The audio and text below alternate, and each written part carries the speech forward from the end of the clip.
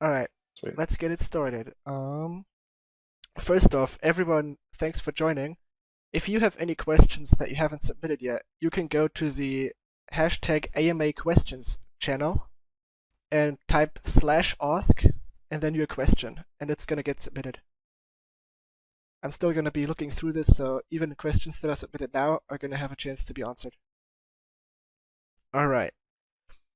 Sweet. Then to kick it off, we actually published a Medium article out this morning, in case you missed it, where we went through the breeding UI we're working on. I think it looks really good, and we also showed off some of our finished models and even a little teaser picture of Kitsus in alternate reality. So it's pretty awesome. I suggest you guys check it out. The link is on our socials. We already posted about it. And next up, we also have our design competition that's been going on. We got some really awesome submissions for that. Let me see. Ah, yes, the amazing designs. Yeah. Let me see if there's some way. Hmm. I don't see a button to share the screen here. Do you see one, Jay? I think it might not have that functionality. I don't. Sorry, guys, we're a bit new to Yeah. Discord Spaces, so we're trying to figure it all out. I'm gonna pop it into the general chat for you guys if you want to see it. If it lets me, let's see if this works. Yeah, so it's in the Ah, general chat for you guys if you want to check it out. This is our in-house artist actually mocked up a little sketch of one of the submissions we got, Frostera. Yeah, I think it looks really nice already. Pretty unique style, an ice type. It's a very it's a very different Kitsu to the ones that we've already seen Definitely. or had made. I very This is a very cool submission by whoever did this one. Yeah, I think it was X-Kai, however you pronounce his name. He also won a place in the Kitsu reveal competition. oh, he's in the audience as well. Hello, X-Guy. Hey, Nice Kitsu. Yeah, well done on that. And next up, another thing I wanted to run through. Yeah, first before we move on, actually, if you guys want to join in on the Kitsu design competition, let me get the link for you real quick where you can submit your designs in case you haven't yet. There it is. Let me get you the link in the general chat now.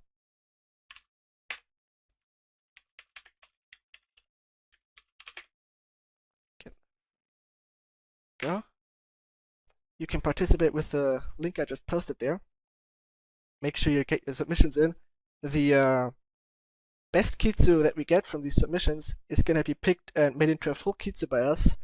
We're going to be auctioning it on our marketplace, and 10% of all the revenue is going to go straight to the person who designed it. So there's a lot of potential to make some money as well if you're interested in that. Alright, Yeah. then moving on. We added some new people to our team recently. We have Nozemi, who handles some backend stuff for the marketplace. Like for example, Yeah. the marketplace stats that you can see now in the marketplace. That was something he was involved in, and right now he's working on KYC AML stuff. I'm sure he's Yeah. gonna produce some more awesome stuff as well as we move on in the future. Yeah, we should have much more awesome updates coming out on the marketplace. I mean, the marketplace is ever growing because there's a lot of feedback from it, and there's a lot of features that people want. But hopefully, the marketplace V2, it's going to have much more filters that people want, like searching for element types on Kitsus and eggs and so forth. So hopefully, we provide a very nice update for you guys coming soon to the marketplace. Yeah, definitely. I got a lot of feedback as well from the community about the marketplace. We have tons of things to get done on that. Um, and then on the team additions front, we also have Marcia that was added to the team. She has been a designer previously at Super Rare, and she's handling our UI design. If you check the Medium article, these UI elements you see there, those were done by her. I think she's doing an awesome work. And it's yeah, gonna be she's a very talented yeah, UI designer.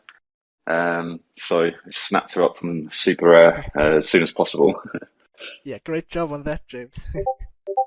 Oh, Yeah, I just bumped into her actually at a crypto meetup, and I saw that she was wearing a Super Rare swag T-shirt. So I was like, right, let's see what this is about, and got talking to her, and yeah, she's a cool designer. So glad awesome. to have her on the team. Yeah, and then to our latest addition as well, Shenton is a very talented designer that we've added to our team very recently. If you see the images, like for example the Kitsu where the model was split up into body parts, it was him who did that with the model, and also the latest images we've been using on our social media have also been designed by him, doing a very good job. We've been wanting a designer for a very long time, and now we finally can get all the mountains of design work done that we wanted to, especially here in the marketing department as well, with me and Simon. Yeah. And additionally, Shenton's doing this piece of work which actually brings the abilities to life.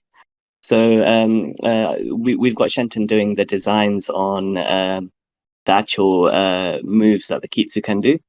So let's say if Kitsu has some sort of like mana shield, then Shenton will make a icon for it, which matches the ability. So it's actually pretty cool icons that he's made. Yeah, for sure. I've seen some of the initial drafts for the icons. They look really, really good. Very professional for sure. Yeah. All right. We should definitely maybe get some of these concept artwork on our Medium, on the new Medium publication. Yeah, we could definitely add the icons in there as well. Yeah. And then that concludes the intro segments. Let's move on to the actual question answering that you guys have surely been waiting for a lot as well. Let's get to the first question that I have in here, which is from Eric. When using KMC to buy candy, will the tokens be burned? And what other utilities will there be to burn KMC? I don't think we've decided whether or not the KMC will be burnt for candy. It might be, or it could maybe be a percentage. But we haven't had a full discussion about that just yet. In terms of other use cases of or utilities for KMC, we've got some other interesting features that we're actually working on at the moment. That are going to be released in line with the new website and the breathing screens that are coming out. So one thing that we're working on is NFT farming, where we will be putting some of the NFTs into a farm where people will be able to essentially stake KMC for a period of time. And after that lock period has finished, the NFT will be released to the staker, and a percentage of what they have staked will come to our treasury, and another percentage of it will also be burnt. And we'll change, either the commission or the commission percentages and the burn percentages.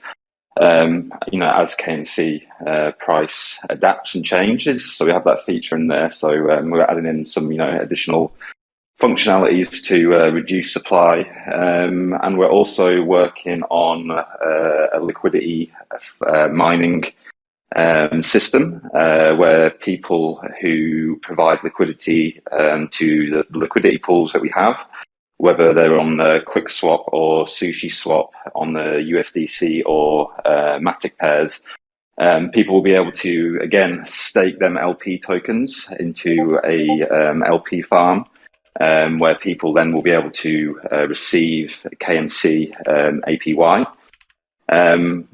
We probably will be releasing that after the NFT farming. That contract's a little bit more complex, and it needs to be thoroughly reviewed since it'll be holding, potentially significant amounts of KMC. But the idea there is to, provide another mechanism for people to, use their KMC to help improve or help, balance out and increase the liquidity available in the pools. While giving them the option to, the ability to earn KMC for, providing that LP and staking it. Awesome. And locking it in our contracts for a few months. So they're all in progress at the moment. Very good. That also. I think also there's a little bit of a bigger utility with KMC where the potion sale is also going to be in KMC. Yeah, you reminded me of that one. Thanks for that. Remind me on that one, Sanjay. When we release a breeding, as people probably are aware, you will need to use breeding potions to obviously actually breed the kitsus, which are perishable items, and we will be selling all the potions. The initial batches for sure in KMC. That will be another big use case for people holding KMC. I think we've nearly set the batch prices, or we're very close to. So there's a couple of batches where the price of KMC, where the price of the potions will be cheaper, and as the batches, increase, the prices will increase until they get to a fixed amount, and they'll stay then at that fixed amount for the lifespan of the game. That's another good point, Sanjay. Yeah, so I think I'll explain batches a bit more. So for example, let's say batch one had like 10,000 breeding potions priced at something like for now, let's just use a example number at $1. Then batch two will have something like 20,000 potions priced at maybe $2. So each batch has a price increase until eventually they all turn constant, as James said. So getting these potions early is much nicer. Yeah, especially as exactly. I mean, people can leverage it in both ways, right? They can either use them as actually to breed, or they can buy them as stock and sell them later on down the line as the batches sell out. Because the price will obviously increase. So there's two kind of use cases there for the potions for people. And even depending if you use them as breeding, the breeding will create a kitsu, which will earn them royalties every time it's traded. So I think it's a double way of making money there. Yeah, definitely. Yeah. Yeah, it's gonna be very valuable for sure. Yeah, there's plenty of opportunities to introduce burn functions in relation to KMC down the track.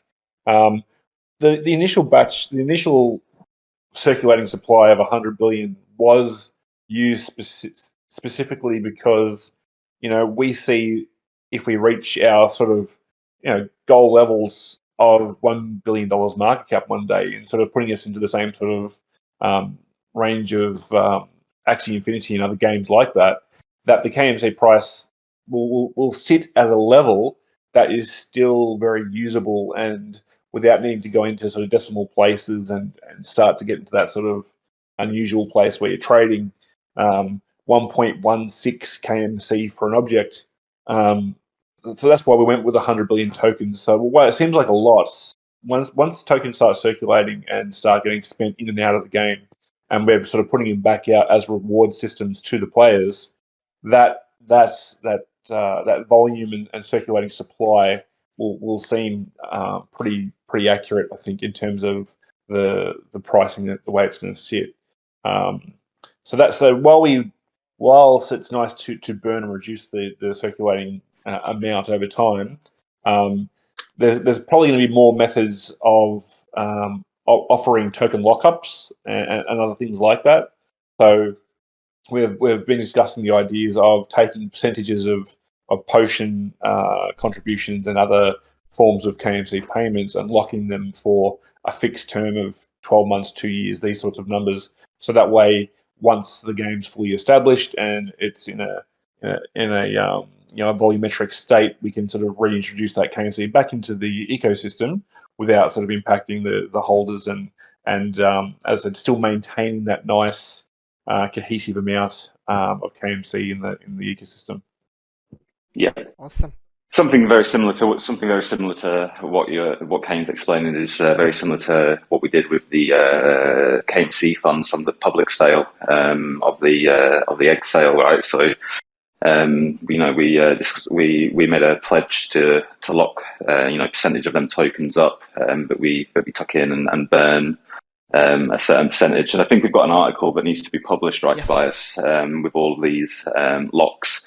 So we did that. We have actually already locked them tokens and burnt the tokens as per that pledge. So if people actually go onto like Polyscan, they can actually see 27 null address is actually holding 32 million burnt KMC from the public sale. But yeah, we'll be releasing that article with the details of the full ionized stats and all the details of the lock addresses and etc. So yeah, that'll be, I think, out next week sometime. Yeah, the token lock article is already ready for publishing, so you guys can expect that pretty soon.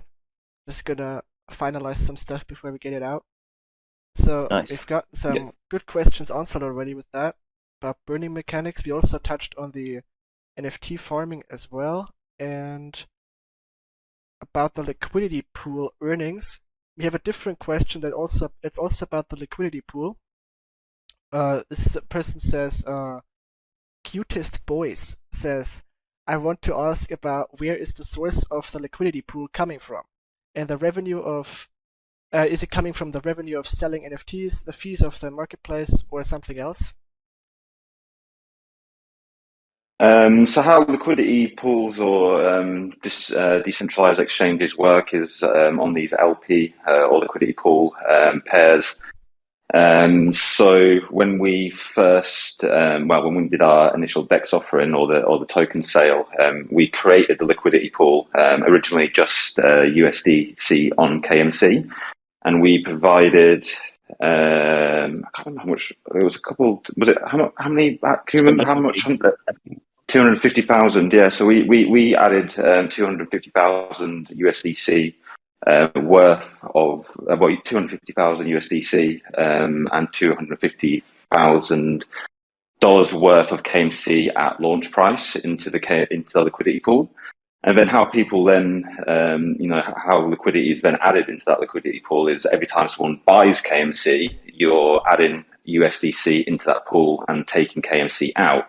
And then in the reverse way, if you're selling KMC, you're putting KMC into that pool and you're taking USDC out. So the main way of adding liquidity is through buying or selling, or as we touched upon earlier on, is actually providing the liquidity itself. So I mean, you could provide liquidity by just buying up KMC, which would obviously be great for everyone, but you could actually add liquidity in there, and this will be explained. This is the kind of the point of the LP farm. To incentivize people by doing that. So you can actually go on to Sushi Swap and you can actually add liquidity into that pool. And every time you add liquidity, you have to add it on a balanced level. So it always has to match. So if you add $100 worth of USDC, you have to add $100 worth of KMC as well. And then what happens is that adds into the total liquidity supply, and you then are a percentage of that liquidity pool, and all the trading fees that go through that liquidity pool. Actually, if you've added, say for example, we've got $1 million worth of KMC, of liquidity, and you add $100,000 worth of liquidity, that's 10%. You'd then own 10% of that pool at the new liquidity of 1.1 million. So then that means you would then get 10% of all the trading fees from your liquidity tokens that you've added into there. So that's how Awesome. liquidity provision works on DEXs, and how you can actually earn fees from providing liquidity on the pools. All right. Awesome. Let's move on to the next question then. Let's see. Are we ready for more investors to come, and how capable are we of getting more people on board? Do we have a connection to some big boys in the P2E community? I'm thinking this is more partially about partnerships and stuff as well. I know we have some cool stuff brewing on that already.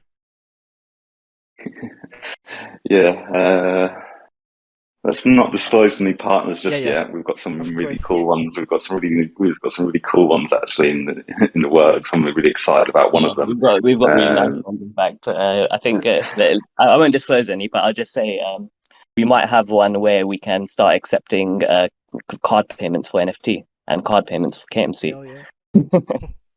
I know we also have Yeah, one. I think Going to that point, we've already got partnerships with gaming communities that are purely focused around P2E games.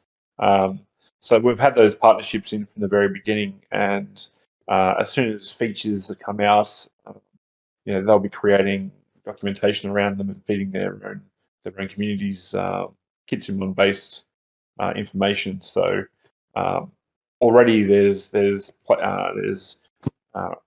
sort of pathways into these large game communities in various countries. And of course, once the breeding sort of underway and it's active, that will be a very big part of how we then change our marketing strategies. Will be to obviously push out to these communities and integrate more and more of these partnerships that will grow these communities. Very nice. Yeah. You also So the two big ones that the two big ones were the two gaming guilds. Kay mentions we've had right from the start MetaGG and Good Game Guild, which are two of the largest play to earn gaming guilds, and they're gonna, as Kane said, be building out some scholarship programs around the features that the game features that we're releasing. So scholarship programs around breeding, scholarship programs around the professions, and later on the MOBA as well. So yeah, we already have them kind of in place, but we are looking to add more and more as we kind of expand. Yeah, we also, I believe, have one partnership announcement coming on Monday. For some people, it might already be Monday right now, depending on the time zone. So definitely look out for that. It's gonna be be getting announced as well. Really nice partner there as well. I really like him. And let's move on to the next question. This one's a more casual one. What are the founders' most favorite kitsus? Do you want to go through it? I'm going to put it out there. There's like Johnny Silverpaw is my favorite by far. Initially, it was Negativo. I thought he was a beast, but I'm just, especially after seeing the 3D models of Johnny. Yeah. No, he's the machine. That 3D. I'm not sure if we've shown that 3D rendering, but it is pretty. Yeah, it is amazing. Actually, I've got to say. Yeah, it looks very good. Sanjay, what's your favorite one, Sanjay?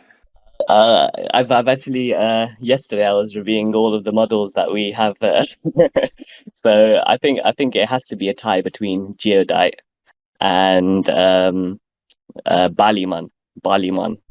Because when I saw Ballyman, I was like, wow. You're coming over to my side. My one's Geodite as well, so I'm slowly but surely convincing you to come to the crystal side. It's pretty amazing. Geodite is amazing. It's definitely got some amazing sort of features. But come on, Tobias, tell us yours. Yeah, of course. As everyone knows, my favorite is H2O.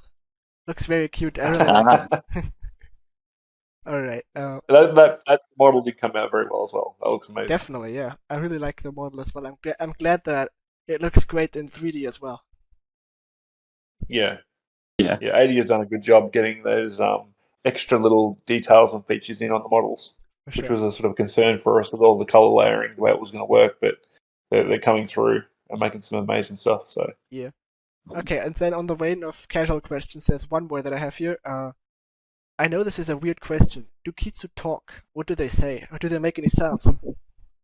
Go on, Kane, make the Kitsu sound. I'm not making the Kitsu sound. I can tell you now. No, there's been talk about the Kitsu sounds and if they'll be differentiated, sort of like Pokemon has with different creatures and everything else. I think that in due course there may be sounds that introduced, but there will be general, there will be noises and sounds added to the Kitsu models during gameplay to obviously for different things they do. Whether they're differentiated from each other now, I can't say. I'd say there will be sort of different variations. The problem we have is every time we try and create something that's different to another Kitsu, we really need to pull it back into the breeding contracts and make it part of the DNA. And once we do that, we add another layer of issue, as Jay would put it. We add more and more layers of complexity to the contracts, and we're very limited by the amount of data we can really store on chain in terms of the Kitsus, and we've really maxed it out. Definitely. Already as. So if you ask Jay's probably a little bit more sort of detail on that from a tech point, but we've tried to squeeze in every single last drop of DNA-based information that we can, so the players can see as much of that information on any marketplace anywhere when they look at it. We're going to have a lot of features that are on off-chain in terms of things that you'll be able to see in-game on websites that won't be visible on the chain side of things, but all the important information from the components and the bonus stats and the elements and the abilities and everything else will be on chain. So it may turn out to be something similar to the names in terms of there will be names that can be modified by players and such. So there's something we'll be able to do in terms of potentially creating a sound bite that can be different and differentiate each one. But all that stuff would most likely turn out to be off chain and something that would potentially be just applied to the Kitsu at a game level versus on a DNA level. For sure. I think it would definitely be a great addition inside of the game because everyone loves some cute Kitsu sounds, right? That's right. And that's the thing, like, in terms of the Kitsus, like, we want to, as much as we want the Kitsus to be their own living, breathing creatures that have their own, as a DNA that sort of propagates all of their intricacies and their social sort of presence. We also want the players to have a certain amount of control over them, to a small amount, just so they can refine them. So that is, as I said, something that potentially we can do off-chain that can be modified by the player to them. Like the Kitsus may be allocated a sound standard, and if they wanted to modify that to give it the personality that they think it needs, they may be able to modify that. Yeah, completely agree with that. I think it'll be awesome to add some of that stuff in, even if it's off-chain. So then, let's move on to the next question. Let's see. This one's, I think, something that many people in the community are wondering about. Anju asks, my question is, are there any plans for a gameplay video if there's not already one available? Because I know people have been very, very much wanting something like a gameplay trailer or something like that. Yeah, of course. As soon as we're at that level where we've always been as a team very much about trying to release information to the public that's accurate and represents the true product of what we're trying to put out. Every time we try and build something or make something, there's always talk about, is this at a level that we wish to release at this time? I know a lot of companies now like to just put out a lot of fake stuff and a lot of conceptual art and things around gameplay that doesn't really represent the game and is sort of just a mock-up as such.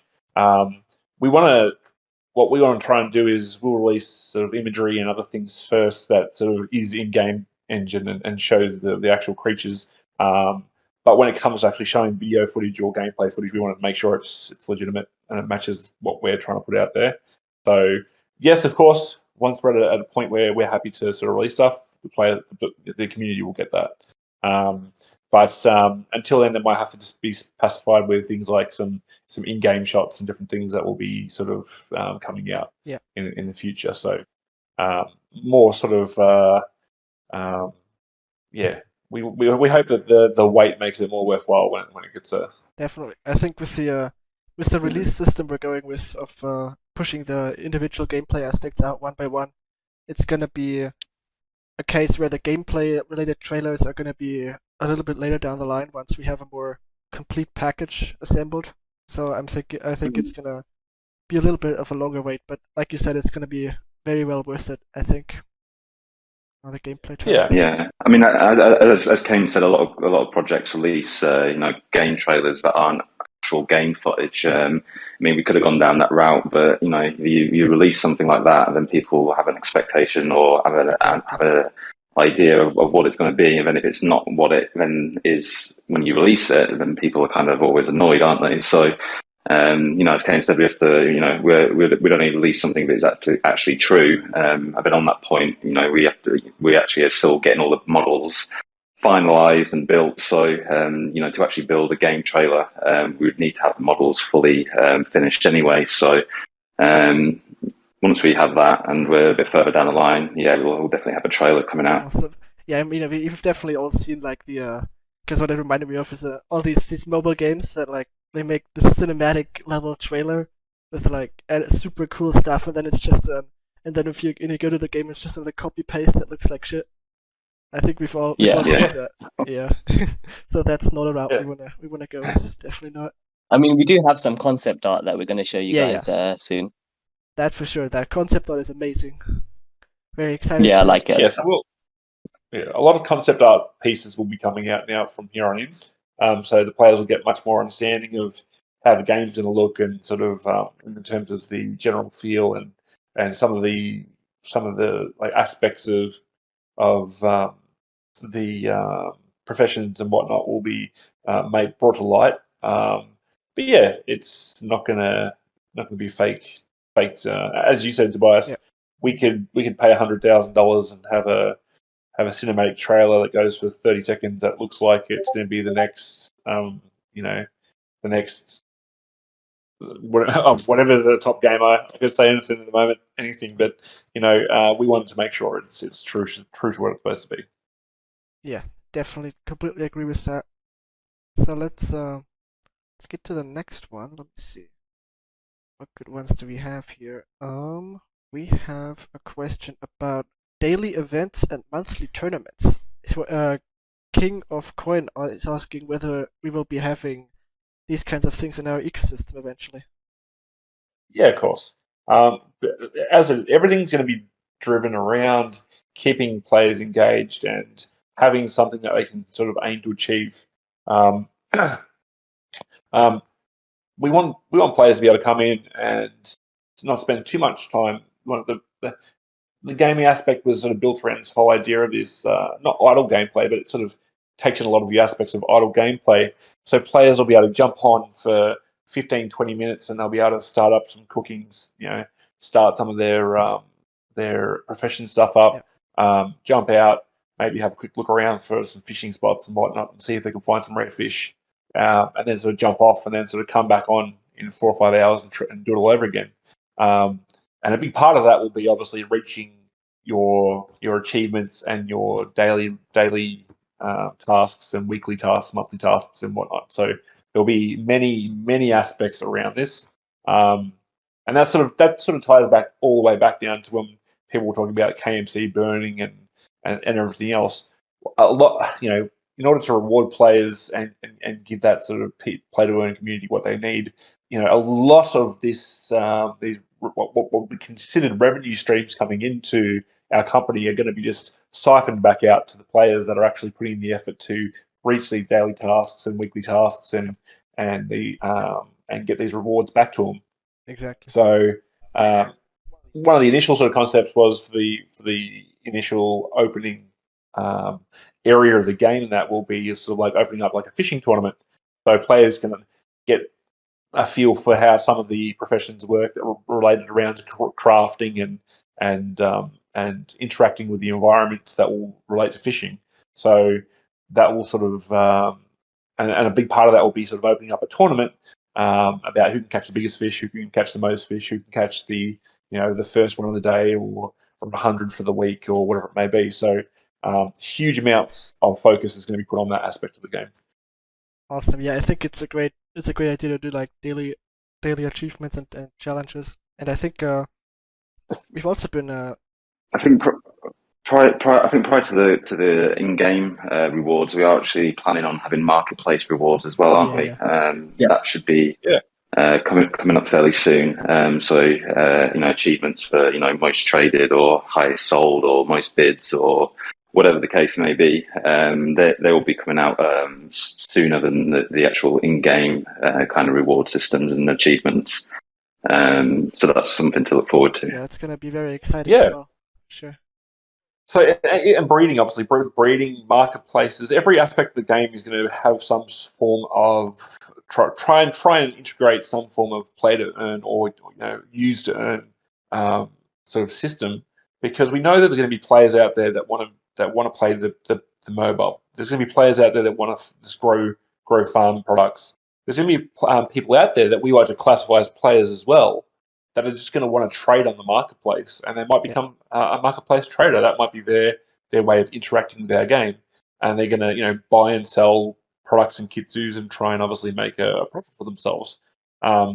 So there's going to be the breeders, there's going to be the traders, there's going to be the MOBA players, there's going to be the farmers and the professionalists. We want every aspect of the game to be able to reward those players for their time and efforts. Being part of that community.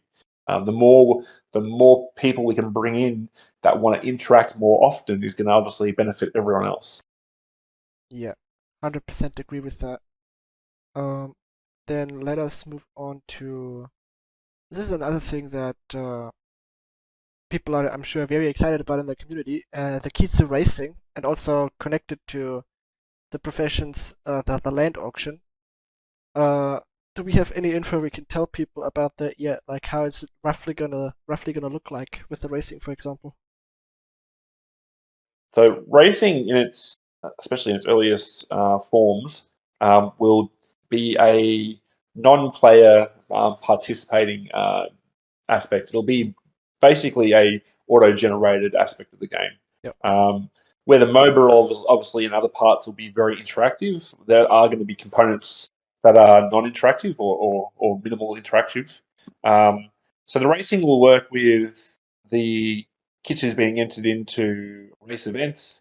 That will be a knockout round system where once entered into, they'll be put into a round robin sort of tournament style outcome. The races will be generated, so they'll generate the race. There'll be some graphics relating to the race leaders and watching the Kitsu's race, and a map to show sort of where they move around. And the random roll generation system that happens will take into account multiple sort of points around the racetrack where things happen from corners and straights and whatnot. And essentially, the race will be generated as at the very beginning based on those random rolls, based on the stats and specs of each individual's kitsus. And then the determination will be who wins. The event that plays out will sort of just be a way to sort of view how that progressed through, where a Kitsu has a roll of 100 at the start and sort of takes the lead, and then they may have a roll of 1, and obviously someone else may take over as they progress around that racetrack. Yep. So there's lots of other games out there which sort of follow this auto-generated event sort of system. So it's going to be more about sort of putting your kitsus into events, and then sort of waiting for the events to kick off, and then see how your kitsu progresses through the round robin events, and then obviously the winners and will get rewards and prizes. And then later down the track, we obviously want to integrate things like player created events, so players can choose to create their own events and host events. So they can say host 20 players. They can all get in there and have a sort of race off, and they can all sort of put in buy-ins, whatever it may be, so they can all sort of race against each other or something to that effect. Awesome. Whether or not later down the track there's some, we push that to a more player controlled race system is yet to be seen, but that's how the racing is going to be designed. I think I'll explain a bit more about the racing stats because they are allocated in a special way when breeding. So let's say, for example, the mother Kitsu has a racing stat of, let's say, 1 to 10 speed, and the father Kitsu has a racing stat of 2 to 20 speed. Now, what will happen is both of the minimum value of these ranges will be chosen, and in this case it's 1 because the mother has a 1 to 10, and then the maximum value will be chosen from the father, which because he has a 20. And then what happens there is a random roll between these two min maxes. So it's kind of derived the racing stats. I think there's 4, correct me if I'm wrong: cornering, speed, acceleration, and another one. Luck. I forgot. Luck. Yeah, luck. Luck, yes. And they will be basically derived from the parents. So the higher your Kitsu can be like a rarity of 1 to 3,000, but it can have amazing racing stats, which would mean that would be amazing for breeding a good Kitsu racer. Yeah. So, sort of building on that, where the DNA and the battle stats of Kitsus comes into play, battle stats are actually for strength, agility, and mind are randomized on every Kitsu that's born. Where with so you can have the most epic, pimped out, perfect battle Kitsu for stats, and breed that with another one which is also perfect, near perfect rolls, and they can have the lowest stats come out of it from the mix. Where with racing is purely derived and carried from the stats carried from both parents.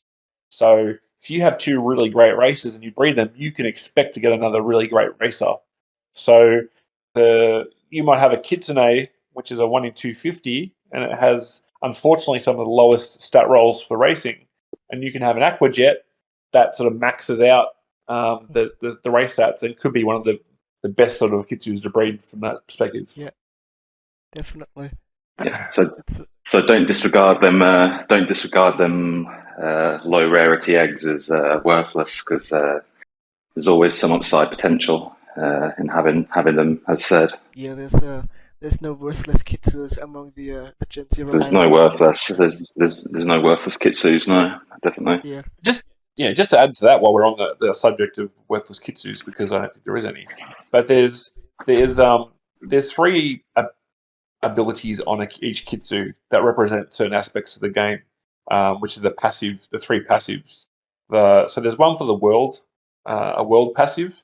These world passives give you benefit across your game.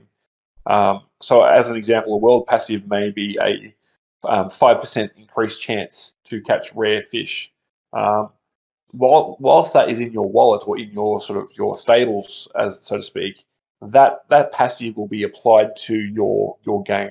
So whenever you go and fish, whenever you in any of the fishing areas, as long as you have that Kitsu that has that world passive, it'll be applied to your game.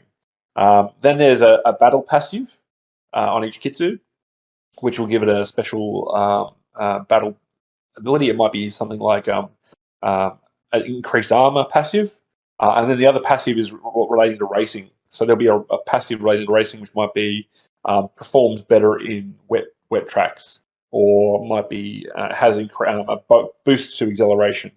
So having these Kitsus has all these little passives, and that is beneficial because it can sort of help in some ways your other Kitsus. So they're worth having. exactly. Very much agree with that. And on that front, actually, we have another question. That is somewhat related, I guess, about the Kitsu body parts and the abilities, because this person, Bonito, asked which part of the body has the skills. Because I know it's actually different body parts that have it, and then also what are the 13 types of chest gems? Maybe that's something that was an older concept. I'm not sure about that. Sorry, 13 types of chest gems. Chest gems. Yeah, maybe it's maybe confused it with a different game. I'm not sure. If you don't know it, Kane, then Yeah, different game. yeah. If you don't know it, Kane, then we Yeah. definitely didn't have it because Yeah, you yeah. would know. Different game. That one. Yeah. Then let All body parts on a Kitsu have abilities. So if you have a Kitsu that has the standard 5, which is head, eyes, body, legs, tail, every Kitsu has those 5 standard abilities. Yeah. And then if you have one that has a chest piece, you'll gain an additional ability. If you have one that has a back piece, you'll gain another additional ability. Now, those abilities don't mean you can have 7 abilities in game and play against each other. There's a specific way the abilities are used in game. But the more pieces or more components the Kitsu has, the more abilities they have. Every ability being different across all the Kitsus on all the pieces. There's only one slight offset to that, is there is actually going to be a front set of legs and a back set of legs. Mhm. So you will be able to have 2 different sets of legs on a Kitsu potentially. The back set of legs doesn't. The legs count as one piece in terms of the abilities. There's not one on the back legs and one on the front legs. But Kane, just a correction on that. I think there is a passive on the back legs, and there is a normal ability on the front legs. So we have to have separated abilities into passive abilities and normal abilities, where they're going to be used in battle, basically. And the body parts, they can have passive abilities as well as normal abilities. So let's say a Kitsune body, it can have a passive and a normal ability. Yeah, so sorry, going back to that. So the MOBA abilities are on every component except for the legs, which is only on the front legs. But yeah, in terms of the abilities, if you want to have a mummify ability on your Kitsu that you want to play, you'll have to get that particular component from that particular Kitsu. So it might be a Ferroa chess piece has that ability. So that's something you'll have to hunt down and try and breed into your Kitsu. Yeah. I think it's a very exciting component for sure in terms of the breeding, getting the perfect Kitsu, the endless quest to breed the exact Kitsu you want with the readiness elements. And then the biggest part of it, I guess, is not only trying to get the abilities you want, but trying to get the look you want. So there's going to be a sort of, I think, a line between wanting to get a Kitsu that has the exact ability combination, and then having a Kitsu that has a particular look about it. So, as much as you may not want the ability that the Balamon head has, you might love the look of the Balamon head and want that. So you might have to make some sort of compromises in terms of components versus abilities. But but that's also another part of it. So whilst there might be a component on a head that might be the ability to for a heavy attack, their chest piece might also have the heavy attack on it too. So if you have that chest piece and the body, you'll have two potential heavy attacks you can choose from in game. One can only be active at a time, but you'll be able to have a selection. So Nice. we've tried to mix it up as much as we can, so players can obviously have a lot of variety. And even within a Kitsu that's been created, there's still going to be options for different play styles potentially. Yeah, definitely. I think it's as well a great design decision to make it so that even like the Kitsus with the best rolls and whatever else, they're not going to have like overpowered abilities, but rather they're going to have extra flexibility with like choosing which ability they want to use. Exactly. Yeah, I think that's a great path to go down for sure. And then our next question, this one's a short one. When can we see the new roadmap? Because people know we're working on a new one. On Tobias, this one. It's it should be coming out very soon. I know that we've basically finalized it internally, the roadmap. It's just a matter of maybe doing some slight polishing, and then we can get it out there. So you guys can expect it very soon. I think it's mainly just updating the actual design to match the new kind of style.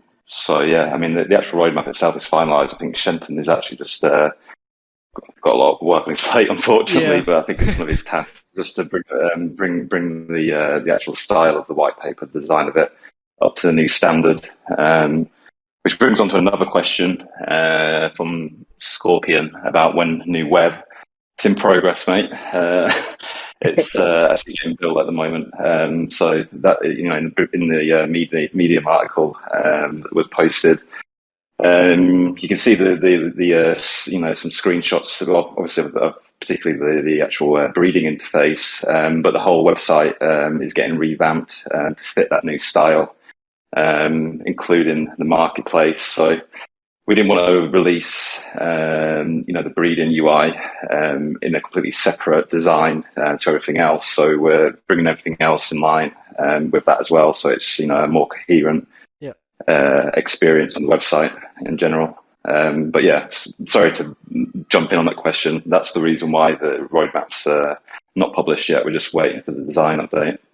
Yeah, no worries at all. Definitely, I think it's a great idea to make the website and the breeding UI kind of have the same thematic style. So yeah, if anyone is curious what the website theme might look like, you can definitely refer to those breeding UI screenshots that are in the Medium article. So make sure to check it out. And let's check. Let's get to the next one. Let's see.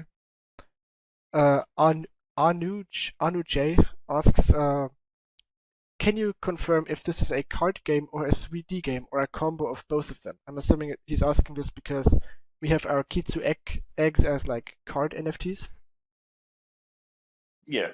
So for the initial process of distributing Kitsus, these cards have been used for this purpose, and as a rule, probably use cards for specific marketplace items and future sort of generations of Kitsu releases potentially.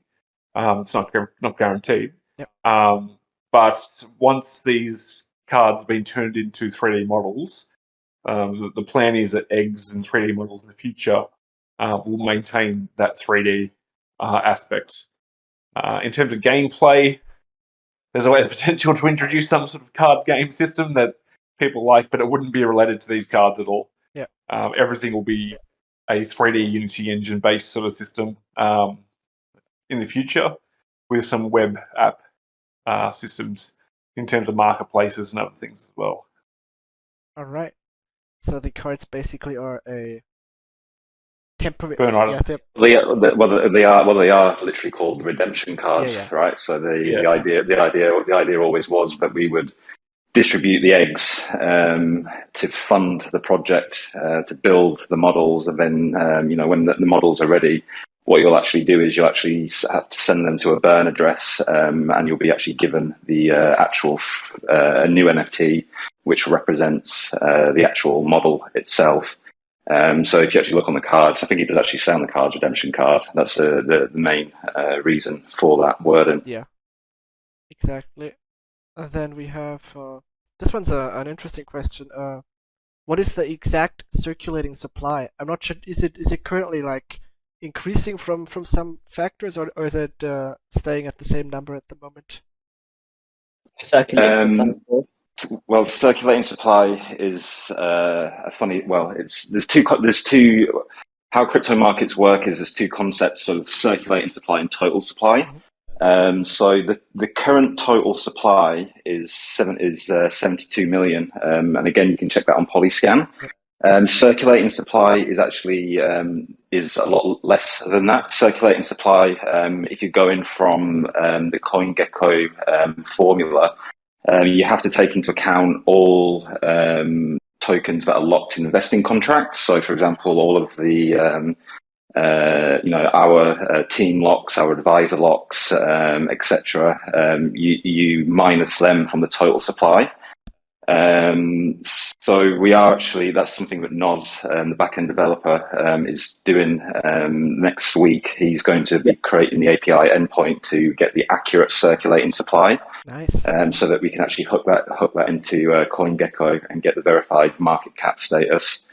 Because they won't do that until you provide that formula. So yeah, to answer the question, the current total supply is 72 million, but the actual circulating supply is a lot less. And once we have that endpoint out hopefully next week, you can get an accurate depiction of the circulating supply and the actual accurate market cap. Awesome. Yeah, definitely look forward to that, guys. We're gonna be pushing that on social media as well when it happens, so you can track the total supply. Yeah. The circulating supply. Sorry. And then let's see what else we have here. This one's the question that probably many people are asking about the hatching and breeding. I know we've touched on the Medium article on this as well. Roughly, what's the situation with it? Do you guys want to go in a little bit of detail of how it's going with that? Kane and Sanjay probably best at taking this one. They know all about the texturings and stuff. Yeah. So currently, what we've finished off is the actual breeding contracts, and we've done the preliminary UI, and we've actually started the front end. We're basically mostly good to go, but the only hold up here is right now that the Kitsus have some sort of rigor mortis. But by rigor mortis, I mean they're not animated. So we are working with our game studio, with the game studio Ada, to get these animations done as soon as possible. And this is basically the main thing that we're waiting on before releasing breeding. Yeah, there's There's been a lot a of hu- there's a huge level of complexity. Just to add on, sorry, Yeah. Kane, sorry to cut you off, but just to add on what Sanjay was saying, there's a huge level of complexity in actually designing the animations. If the Kitsus weren't to be bred and they were just to, we weren't going to have this concept of breeding or hybrids, the animations would be very easy to do, and we could knock them out, with Ada, probably knock them out in a matter of a week, to be honest with you. But because of the complexity where we have to make we have these Kitsus with the split body parts, and they all have, kind of separate animations. It's kind of a bit of an exponentially longer process to develop the animations, so that they actually work correctly when they actually breed and produce a hybrid, because we can't sit there and code or develop new animations for every single hybrid. It'd be actually absolutely impossible. So it has to all be pragmatically, developed or stitched together in our breeding pipeline. And that's where the major kind of complexity is currently at. But Ada, to my understanding, we've kind of figured it out with them, and they're going through that now, aren't they? And finishing up the adjustments. Yeah, so we figured it out with Ada, but the main the main thing that's stopping it right now is just those animations. But they will be figured out very soon. We just didn't want to release, I guess, a non-animated Kitsu in the marketplace. I mean, I know the model's going to be cool, but it's going to be even more cool when it's animated. Exactly. Yeah. So going across, obviously, to put reference to that, obviously, there's different types of wings, there's different types of tails, there's different ear types, and there's solid fixed ears, and then there's soft bendable ears, and there's so many different variances for the Kitsus that they can't just put one type of rigging system that supports all the Kitsus. It's going to have to be this hybrid stitch system, and they have to make sure that if they put on those tails with those wings, that they don't interfere and they don't clash, and they still move at the correct rate together, so they don't look obscure. So there's the whole process of, as I've sort of touched base with the community before, the process of creating 3D models that have 4 layers of color and texture that can be integrated across multiple components that all share different rigging systems, and that is sort of something that they've never had to even fathom. And these are the guys that, as I said, have created Call of Duties and Horizon Zero Dawn and all these amazingly elaborate graphics systems, and even they were sort of really sort of scratching their heads over just the complexity of what we're trying to create. Yeah, definitely aiming for something that nobody has really done before in the industry. It's very exciting. Mm. And just to again touch on what Kane said earlier on, we only ever want to release stuff where it's actually, we're very proud of it and it's high quality.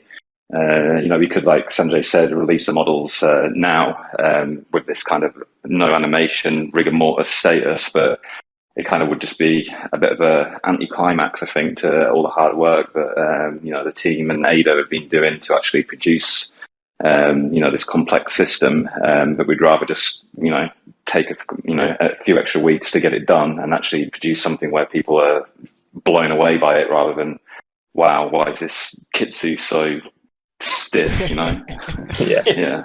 The community deserves more, that's for sure. We want these. We want the Kitsus. We want the Kitsus when they first hit people's screens, when they first hatch them. We want you to love them, and we want you to feel that they're actually as intended. They're the new creatures of a new world that moving forward. So we don't want to sort of half-ass it and go halfway and then introduce something later. It's got to be from day one. Yeah. Definitely gonna be very exciting when it does happen, and we're gonna keep you guys updated on that as well. Then let's get to the next question. We have this one's interesting actually. I don't think anyone's asked that before. Hacking and cheating in the game is often a prominent problem and loses the fairness between players.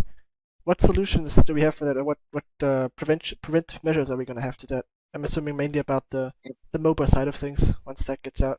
Yeah, so even with the professions, this is a problem in crypto games where people are just doing contract calls and making robots to basically cheat the pay-to-earn system. So they're not actually playing the game; they're just basically botting it. Yep. But we've actually thought of a way where we can reduce the amount of bots and actually kind of weed this out. Because usually, generally in games, in crypto games, if someone wants to make a bot, all they're doing is calling the contract method. And the contract method doesn't really check where the player is in the world map. Like they could be not next to the mine, like they could be not next to a rock, but yet they could still be mining the rock. Yeah. And that's cheating because you're not next to the rock. How are you going to be mining it? But we've actually thought of a way where we can actually check their location and make sure that they're next to the rock, so they can't do this sort of bot interaction. This is still being discussed. Yep. We don't know whether bots are good, better or bad, but the general consensus is they're bad. Also, with cheating as well, we see it mostly in games which are not tested very well. We are going to be testing this game. We're going to probably have an alpha and a beta. Make sure it's fully tested, make sure the bugs are rolled out, and try and provide you with basically a nice product. For sure. Yeah, all of the forms of anything which is a what I'd classify as a bottable based process in terms of the play to earn features or the professions, say mining, where you can run around and find stones and chip some gold out of them. There's going to be a human interaction level that has to be done at the time. That's going to trigger the contract. So if you don't hit the right areas at the right time, then you're not going to get the approval to obviously mine that particular node. So you won't be able to obviously get the contract to work. So as an example, so it won't be a case that someone could program it up to check 422 spots around the map and it just runs around in a loop all day just trying to farm a particular resource. So there's going to be as much human interaction to make it not only fun and a bit more interesting, but obviously to make sure that these bots are finding it very hard to get over the line. Definitely. Yep. It's very important that I think for the community as well to know that we're going to be very motivated to make sure that our game stays healthy in that aspect. And then Oh yeah, 100%. Yeah. Anything relating to the production or minting of any sort of resources or anything else, any player is going to be scrutinized to the utmost levels. It's a big part of keeping everything balanced. Not it's not about trying to protect one person from making some money, because at the end of the day, so long as no one else was affected by that, then that's fine. But we're going to have to keep the balance here and make sure everyone is looked after and everyone that puts the effort in is protected. So definitely it can be negligible if it's only a few people, but it can quickly get out of control as well. So definitely good to keep an eye on that. I think everyone hates these bots as well. If you look at these normal MMORPGs like RuneScape, you see like 100 bots competing for one rock, and then the real person just gets left out. Yeah. So yeah. Right. Okay, moving to the next point. This is an interesting one as well with hybrid kitsus. Is there gonna be some kind of identifier to show maybe the collective rarity or something of that kind? Depending, like if for example a kitsu has many parts of kitsune or something like that, is it gonna have an? Yes. So the kitsus, they will have a metadata on themselves called a DNA metadata. Now, this metadata, we eventually plan to make the marketplace display statistics of how many, if you look at OpenSea and if you look at the metadata, it says that, okay, this NFT has fire and 7% of these NFTs have fire. We're going to do the same with DNA, so people can exactly see how many kitsus with the same DNA are in the market. Mm-hmm. Very nice. Sounds awesome. Okay then. Yeah, so it's kind of a rarity counter, I guess. It's displaying the percentages of how many kitsus that exact kitsu with that exact DNA is available in in the whole contract, not the market. I said the market initially, but it's the whole contract. Yeah. Definitely gonna be cool to see those stats. Yeah. And then Yeah. we have a similar question as well on the same vein. Is the in-game fighting power affected by the rarity of the how good the Kitsu looks, or how rare the parts are, or by the raw power? So Kane? the abilities will all have their own sort of base levels of damage and or healing or whatever it may be. And what will add to that will be the stats that the Kitsu has. Now, stats are one of the parts of a Kitsu that can be different from each other. So even though all Gen Zeros are technically coming from the same stock, the stats that are derived to them on a randomization scale. So there can be a slightly stronger or slightly weaker version of a Gen Zero. Adding to that,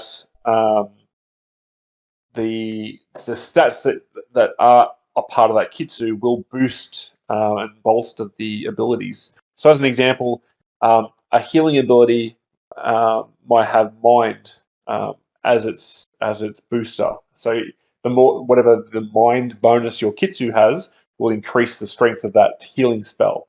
So you might have a Kitsu that has 300 mind, and it gets a heal that does 200 healing, and you might have a Kitsu that has 500 mind and it does 250 heal. So there will be like stat-driven modifiers that obviously will change how the abilities function.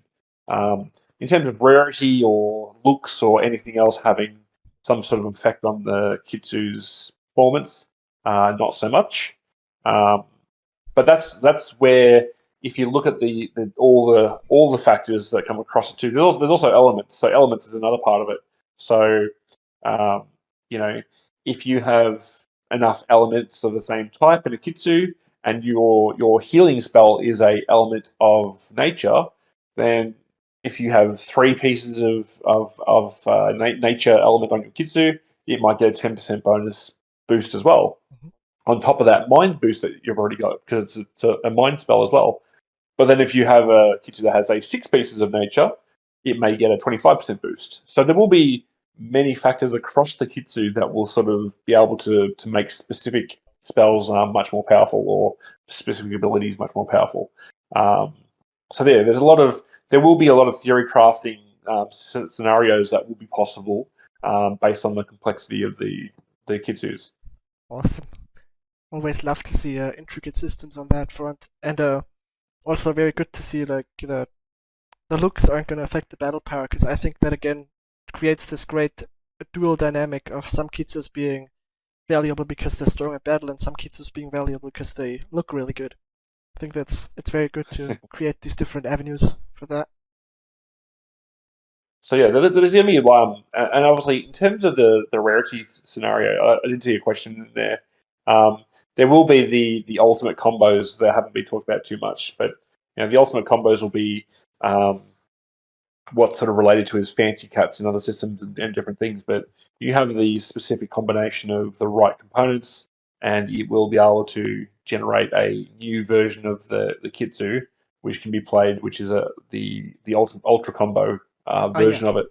This won't be initially part of the first release, so don't expect to start seeing them now. But when we release like a version 2, we'll be able to activate those. So even people that have a particular DNA chain that's already in existence, it'll sort of be like a way to activate that. It'll be an off-chain scenario. So the off-chain part will be able to pick up the fact that your Kitsu has that DNA and be able to sort of give you that sort of ultra combo ability.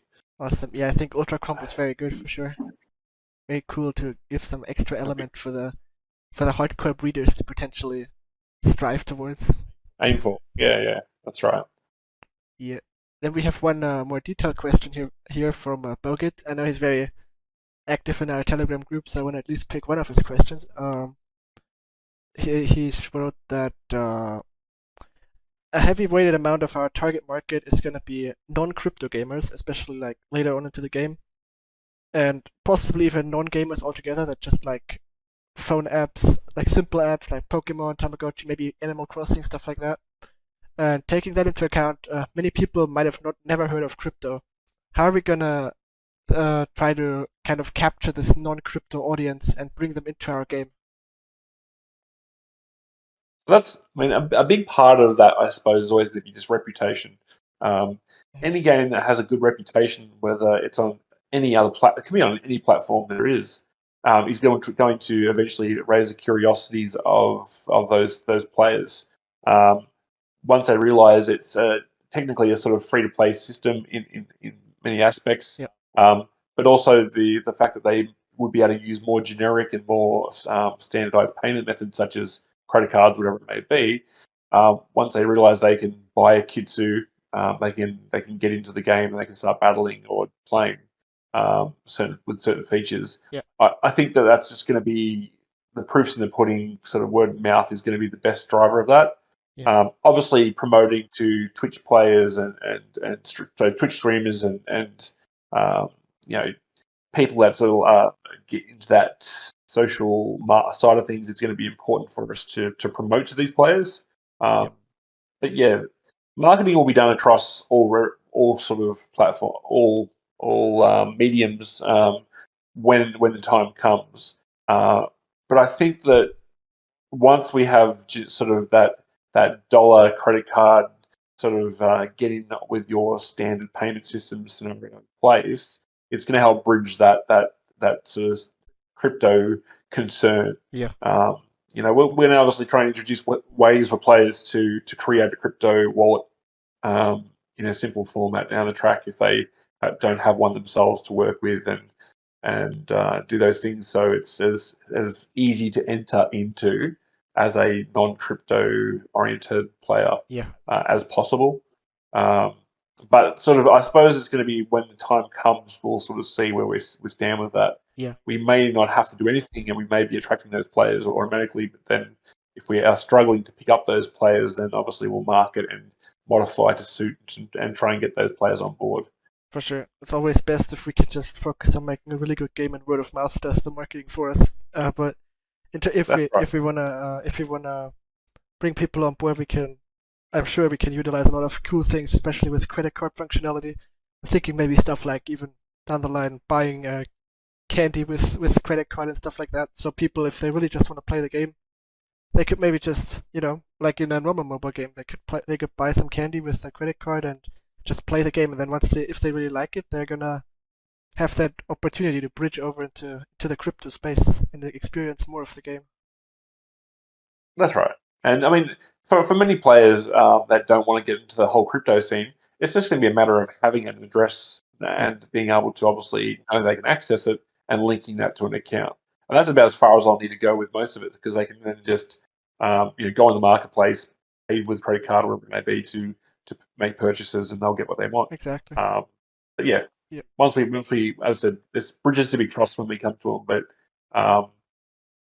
I think that in this sort of day and age where social media drives can sort of make or break a product, I suppose a good reputation will sort of spread very fast and will reach these people's ears quick enough once it's sort of up and running. But we'll get there. Definitely. Then we have most questions done now. We can run through some smaller ones at the end here still, because we should be able to finish these off pretty easily. One person has a question about where our artworks coming from. I think I can actually answer that myself for the most part. We have an in-house designer, Kundu, that does the Kitsu sketches. We have Shenton, who does the social media images, as well as some other stuff as required. Does a very good job. And we have ADR themselves as well, of course, who make the 3D models and even make some awesome promotional artwork that we're going to be sharing in the future. Definitely look forward to that as well. And then we have, will it be possible to make offers on listings in the marketplace? That's a very highly requested feature. I've already passed that on to Jay. That's definitely going to be high up on our list to get that done. And mate, just on the part of the marketplace, the marketplace is going to sort of be the life force of the game in terms of making sure the players can get assets that they need for the game in terms of items and products, as well as obviously sell them themselves if they're trying to play to earn. Yeah. And then there's the kitsus and the eggs and like the marketplace is going to be heavily modified and heavily developed over the years. So if there's a feature out there that's on eBay or OpenSea or any of these sorts of auction sort of systems, you can pretty much guarantee that if it's worth having, we'll have it on the marketplace in some way, shape, or form, if possible. Yeah, it's gonna be very exciting. Definitely to see the marketplace develop over time as we implement more suggestions. And then on the next point, we have: do we have anybody working on? Can I add to the previous yeah. question? Please I think my mic was permanently muted, Yes. but yeah, we actually do have offering. We've actually disabled it in the marketplace.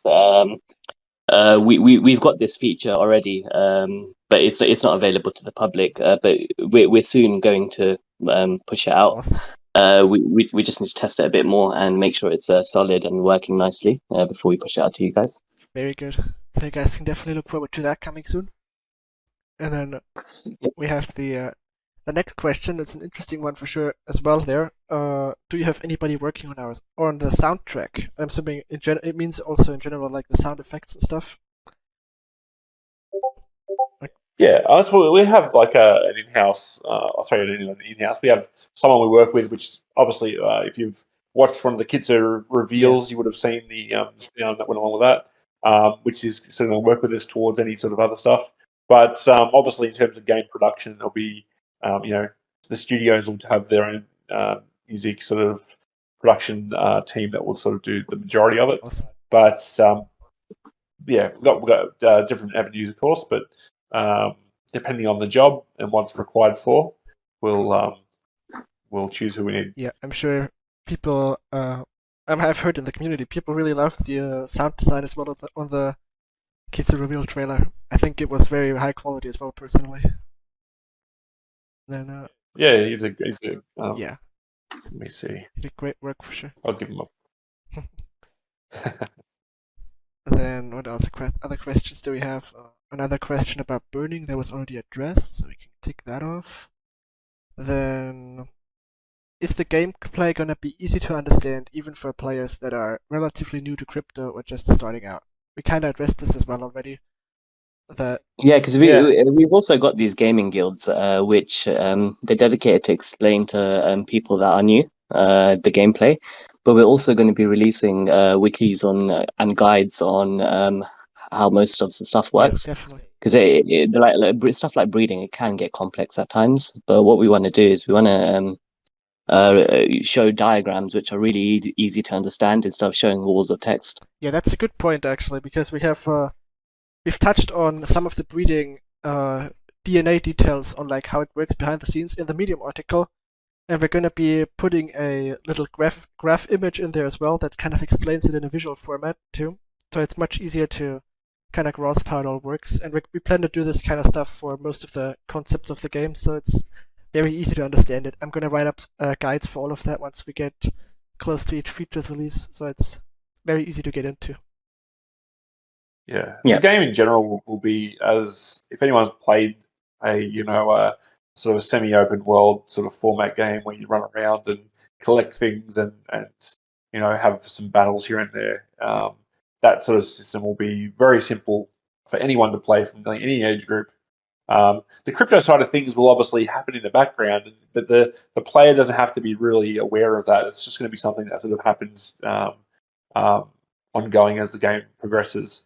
And then obviously from a MOBA point of view, it's as complicated as it needs to be. You can go in there and just push buttons and attack people, or you can really, work the angles and learn everything there is to know about it and sort of be an expert. But gameplay-wise, it'll once again be quite simplified and straightforward for most players to pick up. Nice. Okay, then we have another one here. Is Kitsumon gonna have modes that allow people to play completely for free, like without buying anything crypto related, and possibly even earn a little bit for free? Are we gonna have anything like that? Yeah, there's definitely going to be an entry for a free-to-play system. Obviously, until those features won't be available during just the breeding system, which is initially releasing, because you need to have a kit too. Exactly, yeah. But if your friend's willing and you have to sort of pay for potions and different things. But once the game is functioning in its entirety, even things like the breeding potions, you can say that they're going to have a cost and players won't be able to create them, but they'll be able to do other things in the game that can, such as collect items around the place that they can sell on the marketplace. So obviously then to then purchase those breeding potions as required. So there will definitely be a good cyclical system there where your time and effort invested will be able to reward you with other items in the game that you need to progress or you need to breed or do other things as well. So and later on there is definitely going to be ways of acquiring kitsus for free as well. It'll be through some sort of process that players will be able to do in game. There'll be time and effort involved, of course, but if they haven't got a kitsu and they want to go through that sort of avenue to try and acquire one, there'll be ways to do that as well. Awesome. We're down to the last 2 questions, guys. We have one person asking, is the MOBA gonna be very fast-paced? Some MOBAs start slow and gain momentum, some are non-stop action. Can you give us an idea about what the MOBA will look like, dynamics and duration-wise? So, if you want to have a good reference to a lot of the sort of generalized sort of play features, it's going to play very similar to Pokemon Unite, Mm-hmm. if anyone's aware of that game. Yeah. With the games like Dota and League of Legends, you have a very point-and-click targeting system where you're killing creeps and taking down towers and sort of moving across the map, popping in and out of a shop to upgrade your character with new weapons and things to give you stronger attacks and whatnot. This will be more of a Pokemon Unite system where there will be a sort of an auto attack function that just sort of plays out when creep well, they call them creeps, but they won't be creeps. But it's very similar. There'll be a creep like monsters walking around that you can attack. Then there will be very directional based or how to explain it. You'll be able to control the healing areas or the attack areas within the method of that actual attack. So some will be directional, some will be targetable, some will be obviously just like your immediate area, and so there'll be different types of attacks that obviously have different sort of mechanics involved. In terms of the play game length, there will be towers to take down, unlike Pokemon Go, where you have these little basketball hoop style things that you got to charge up. There will be towers to take down, like a more traditional MOBA game. And gameplay is going to be sort of hopefully designed around that sort of 10 to 15 minute mark, because we want people to be able to get on, have a game, and get off if they're just waiting for the bus or they're in a car right on the way to work, school, whatever it may be. We want people to be able to get in there, have a game, and get off nice and sort of quickly. It won't be a drawn-out 30, 40-minute battle. It'll be a nice, fast-paced, quick action, get-in-get-out game. And you'll be able to knock over multiple games within a few hours. Awesome. Yeah, I think that's definitely the right path to take as well, in terms of capturing more big audience. Games like League of Legends and stuff, they can often get pretty long. That's why those games also ended up eventually introducing shorter modes, because they noticed that. Definitely think short modes are going to be awesome. And then we have the other issue with go ahead. So I was about to say the other issue with the longer games is you'll find that players will get to that sort of 15-minute mark of the game, 20-minute mark of the game, and they're just being absolutely overrun. And rather than want to see out the game, they all want to surrender and just give up. Yeah, exactly. And then if it's 10 minutes and you're losing and you're 7 minutes in, you're probably just going to finish off the last 3 minutes and be done with it. Yeah. We want people to play properly and enjoy the gameplay. So yeah, exactly. I think that the longer games definitely create this toxic environment as well, when people start giving up and want to surrender and stuff like that. Yeah, and then let's get to the last question. This is when are we gonna get our contracts checked and verified? I know a lot of people are asking about that. And go on. Sorry. The second part was will each new piece of the jigsaw be placed on a new smart contract or added into the existing smart contract? So on the first part, we've already had the contracts audited by our auditor, Hacken. We're just waiting for the assertion from them. And once that's there, that will be published. We're still deciding whether or not to actually publish the source code of the ERC20. That's still to be decided, but we will definitely be publishing the assertion of the ERC20 in the marketplace contracts for sure. Whether or not we publish the ABIs on Polyscan and whatnot, kind of leads into that, I guess, that question earlier on about bots. If you publish the ABIs, it's quite easy then for people to program bots into the contracts. Whereas if you kind of keep them hidden, but you know that the assertion from a reputable auditor like Hacken, that the contracts are safe, then it adds that level of obscurity. I mean, security through obscurity is never the solution, but it is a kind of a first line of defense against these kind of like bots. To answer the second question, there's actually several contracts.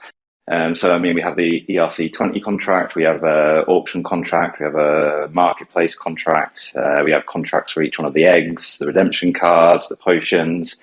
So I just did a quick count. I think there's probably about 12 current contracts, Sanjay. About that number. And then, you know, we're building the breeding contracts, the NFT farming contracts, the bloodline contracts, the liquidity farming contracts. So it is a big jigsaw, as you say, of different contracts that build up this, this system. Yeah. All right, awesome. So that's mostly it with the question. We can have one little bonus question here that I've seen last minute. If we want to get to that, it's about the topic we were talking about earlier, onboarding non-crypto gamers and people that might not know how this works. I assume he asks, do you plan to make it simple to add a wallet or create a new wallet, maybe even from within the game interface, and maybe partner with some wallet provider to do that? Well, yeah. There's a lot of issues involved. I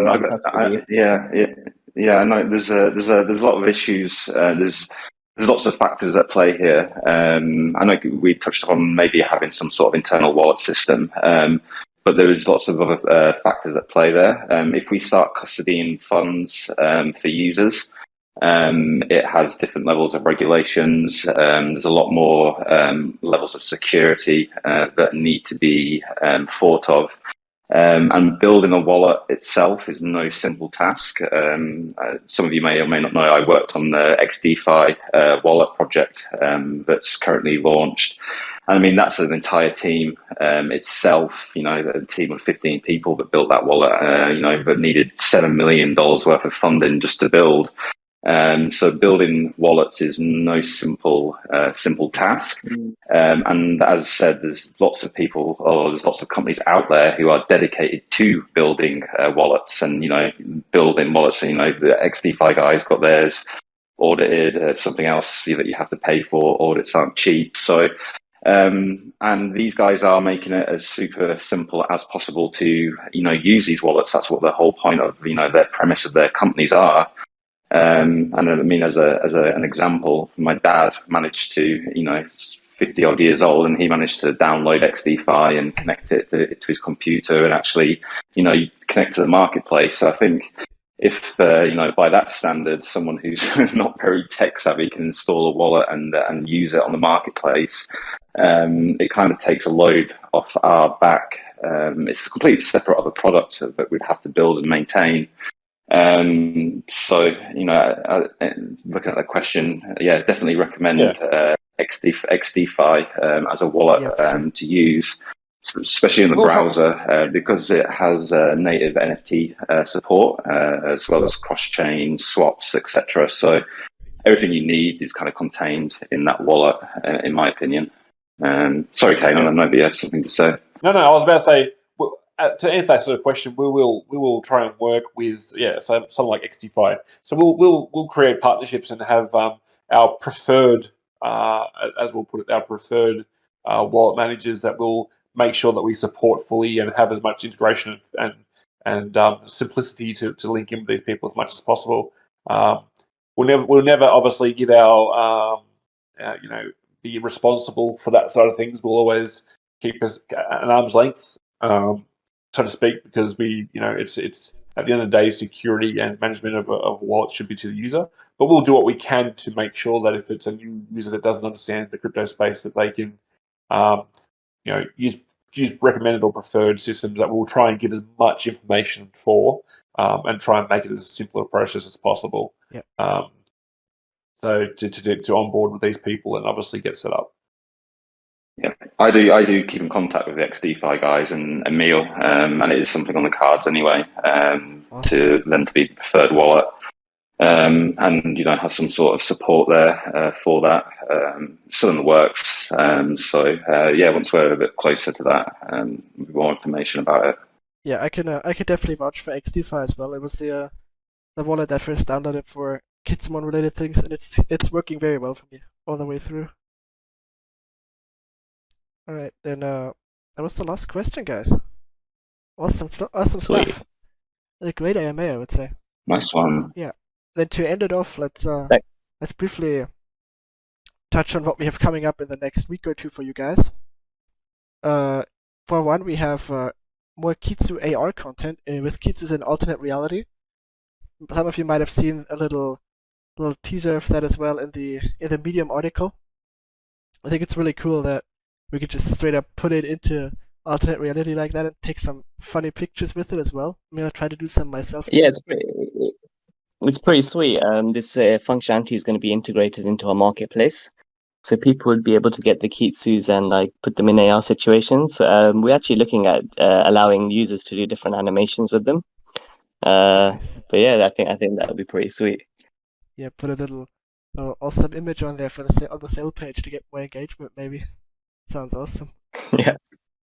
And just to clarify on that Kitsu that is on there, you may notice that it's got the yellow head with the feral body and the Kitsune eyes and stuff, but coloring will be across the body, all the body parts when it kicks in. So if anyone's wondering why it's got a yellow head and a blue body the way it is, it'll the coloring will be modified from that. That's just a demo, one of those scenarios where we like to give we don't like to give away something too early, but James loves getting the AR out. Yeah. I've been playing around every chance ever since I've been we've had a feature on the test net. I'll just get every chance I get a little sneak shot of a Kitsu in a funny place. I've been doing it, to be honest with you. Yeah. Kitsu in a club. Yeah. But, So with the club, come in game, those it will look a bit more, especially the AR aspects will be sort of pushed as much as possible to have a bit of fun with. Yeah, there's going to be lots of fun we can do with that AR in terms of marketing and competition. So That's right. Definitely. Yeah. And then secondly, what we have coming up is we will have an article about the Infinity Potions and how it all actually works. We're gonna include some cool artwork for you guys, maybe even something animated as well. Some little bit more info about the potion sale and all that kind of stuff. So definitely look forward to that too. We might even throw in a little concept art if you feel like it. We're gonna have to decide on that still. And what you can also look up for is in the near future there might be a new Kitsu that you can get your hands on. No further info on that for now, but definitely keep your eyes peeled on the socials for that to make sure you don't miss it. And yeah, that was it might be a nice one like Snowbell. definitely got some. Yeah, Snowbell. How many are we distributing again? Yeah, we got 250 of them out already, I believe. They're already on the marketplace. Yeah. But how many were supposed to be distributed? Yes. Oh. I gave everything out to the community instead of keeping some for the team. 200. If anyone wants to donate me a free snowball, I will accept. Thank you. Yeah, So- same. I don't have one either. I'm tempted to pick some of the other ones off the marketplace that are still going quite cheap. But yeah, I think there was a recent one that got sold for 1.3 grand. Damn. Yeah. oh really? Yeah. Oh, I've missed all the $500 ones. Have they all gone now? Have they? No, they may be still on there. I That's think right. Tobias We need to tell buy at people, least don't- one for the project. So Yeah. because if the community doesn't know, we're going to try and create a form of museum system in the game that you'll be able to go into and see all the different Kitsu gens that have come out. And we intended on having one of every Kitsu that's coming out as Gen 0, but we'll need to scrape claw one back now to put it in there. Yeah.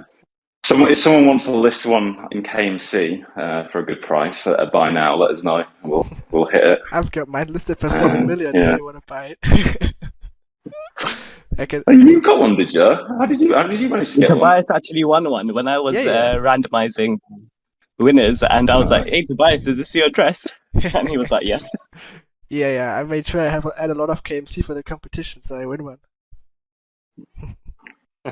Fair enough. All right. I think that's everything for now. Was an awesome AMA, guys. Thanks, guys, for joining. Yeah, thanks everybody for Awesome joining and AMA. listening in, and for all the awesome Yeah, questions. thank as you very well. much, Yeah, guys. thank you, everyone. We're gonna be We just to say, put Yeah. it out there. We appreciate the community. You're a bunch of great people.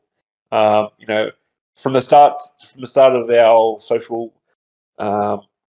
social media campaign till now, and all our channels, there's been no FUD. There's been no shit. It's been really good. Yeah.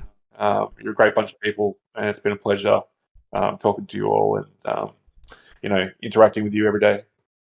really awesome community we have here. Very glad to be a part of it as well. And I'm gonna be about the winners. We're gonna have 5 people that get $25 of KMC each. We're gonna be selecting these maybe by the end of tomorrow, and then I'm gonna send you guys a DM asking for your Matic address so we can distribute it. So just so you know it. That's everything. Yeah. Awesome.